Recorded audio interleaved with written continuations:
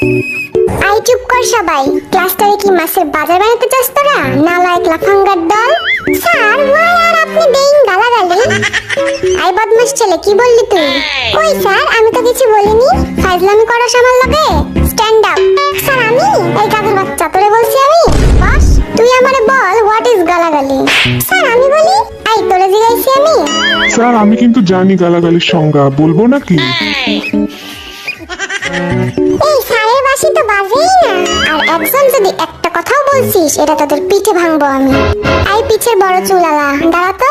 তুই খুব বদমাশ, তোর চেহারা দেখেই বোঝা যায়। কি বলেন স্যার, আমি তো একটা মাসুম বাচ্চা। তুই যদি মাসুম হোস তাহলে মাসুদ কে?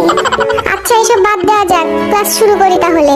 আমি সবাইকে কিছু প্রশ্ন করব, দেখি কে কেমন পারে। আই পিছের পোলা, 10টি পশুর নাম বল।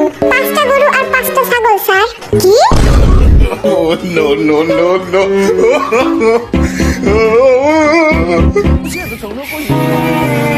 এই ঢংটা বাজে না কেন? চুপ কর সব। আই জিমিন, কাল তুই আসিসনি কেন? আমার দাদি মারা গেছে স্যার। পিটায় তোর পিঠের ছাল তুললাম আমি। ফাজলামি করার আর জায়গা পাস না তুই? এই নিয়ে 4-5 বার তোর দাদি মারা গেল। কি করবো স্যার, আমার দাদিরা তো 10 বোন, সবাই আমার খুব কাছে। 5টা মরছে আর 5টা এখনো বাকি আছে। তার মানে আরো 5 দিন আমি আসতে পারবো না স্যার। এই জিমিন খালি মিশা কথা কয়, বুঝলি?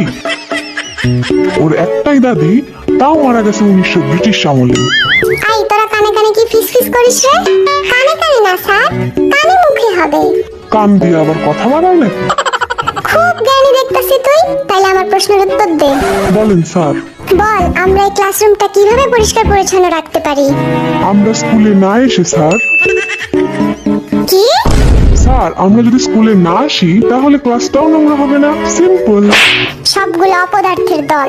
আইবি বল, আমি যদি তোকে 7টা বিড়াল আর 3টা কুকুর দেই, তাহলে তোর কাছে মোট কতগুলো প্রাণী হলো? 11টা স্যার। এই শিখছিস এতদিন? কারণ স্যার আমার কাছে তো আগে থেকেই একটা কুকুর আছে, তাইলে তো 11টাই হলো। আল্লাহ গো, এই আমি কই আইছি? কি রে সুগা, মন খারাপ কেন তোর? কই না তো স্যার। আরে লজ্জা পাস না, বন্ধু ভেবে বলে ফেল। কাল 1 ঘন্টা মিমের জন্য কোচিং এর বাইরে দাঁড়াইছিলাম, কিন্তু মিমের দেখা পাইলাম না। এই তোর লজ্জা শরম নাই? তুই স্যারকে এসব বলতেছিস? স্যার আপনিই তো কইলেন লজ্জা না পাইতে। চুপ কর বেয়াদব। এবার জাঙ্কুক বল, সূর্য পশ্চিম দিকে ওঠে না কেন? আমি পরীক্ষায় পাশ করি না বলে। Oh no কি? no no! কারণ আমার মা বলেছে আমি যেদিন পাশ করব সেদিন নাকি সূর্য পশ্চিম দিকে উঠবে। ও খোদা, তুইল্লা লাও আমারে। এইভাবে পড়াশোনা করে জীবনে কি হবে শুনি? সামটাইমস আই এম ভাবিং আমার জীবন